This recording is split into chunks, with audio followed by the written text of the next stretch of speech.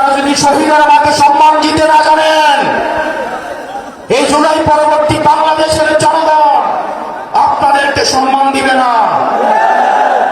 প্রিয় লাকসামবাসী, খুব কম কথায় কয়েকটা কাজ আপনাদেরকে দিয়ে যাব। এখানে প্রশাসনের ভাইয়েরা উপস্থিত আছেন, পুলিশের ভাইয়েরা আপনারা উপস্থিত আছেন। আপনাদের দায়বদ্ধতা জনগণের কাছে, আপনাদের দায়বদ্ধতা গুলশানের কাছে নয়, আপনাদের দায়বদ্ধতা ধানমন্ডির কাছে নয়। অত্যন্ত পরিতাপের বিষয়, আজকে পুলিশ সদস্যরা এখানে যারা আছেন, আইন শৃঙ্খলা বাহিনী আপনারা যেখানে আছেন, অতীতে আপনাদেরকে ব্যবহার করে আপনাদের ঊর্ধ্বতন কর্মকর্তারা তাদের পদ পদবি বানিয়ে নিয়েছিল, আপনাদেরকে ব্যবহার করেছে। আল্লাহর দোহাই লাগে, উপরে আল্লাহ, নিচে জমিন, নিজেকে আর ব্যবহারিত দিয়েন না। আপনারা এর পক্ষে থাকেন, ইনসাফের পক্ষে থাকেন। কোন রাজনৈতিক দল নয়, বাংলাদেশের জনগণ আপনাদের পক্ষে থাকবে। 12 তারিখ নির্বাচনে প্রশাসনের ভাইয়েরা আপনাদের কাছে উদাত্ত আহ্বান জানাবো, আপনারা কোন দলের গোলামি করার দরকার নাই। প্রশাসনের ভাইয়েরা আপনারা জামাতে ইসলামের নন, আপনারা বিএনপির নন, আপনারা এনসিপির নন। আপনাদের জবাবদিহিতা বাংলাদেশের জনগণের কাছে। আজকে যদি আপনারা ভোট চুরি করে, লাইলাতুল ইলেকশন করে, রাতের ভোট দিনের ভোট রাতে করে, জনগণের ভোট চুরি করে, আপনারা নির্দিষ্ট কোনো দলকে ক্ষমতায় নিয়ে যান, আপনাদের সন্তানদের কাছে আপনারা দায়বদ্ধ থাকবেন।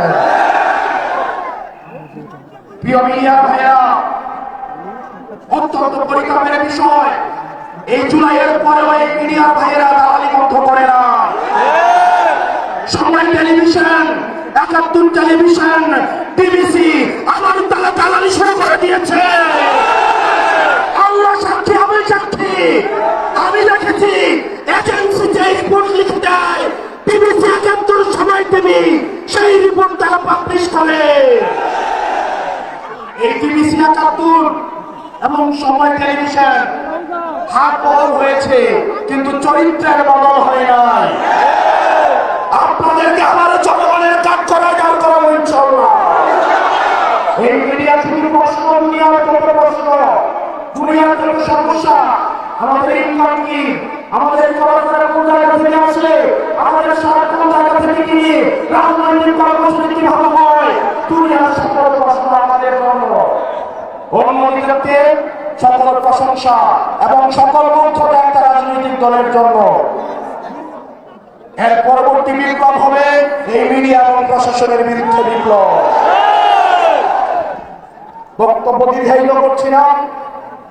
মিডিয়া এবং প্রশাসন বাংলাদেশকে সুখ সমৃদ্ধ এবং উন্নতি করতে হলে আপনাদের প্রয়োজন রয়েছে।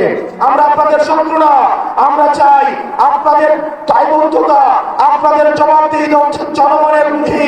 আপনারা কোন দলমুখী না হয়ে আপনারা জনগণমুখী হন, জনগণ আপনাদের নিরাপত্তা দিবে ইনশাআল্লাহ।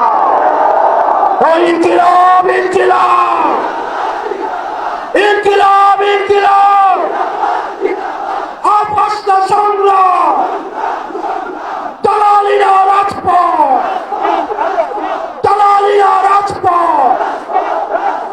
সর্বশেষ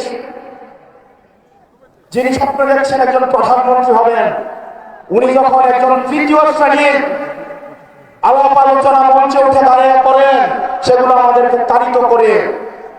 জনাব তারেক জিয়া, আপনি যেভাবে গুপ্ত গুপ্ত বলে আপনার নিজের নেতা কর্মীদেরকে হত্যাযোগ্য করে তুলছেন, গত 17 বছর কিভাবে ফ্রিল্যান্সিং এর মাধ্যমে দল পরিচালনা করেছেন, সেটা একবার নিজেকে প্রশ্ন করে দেখুন।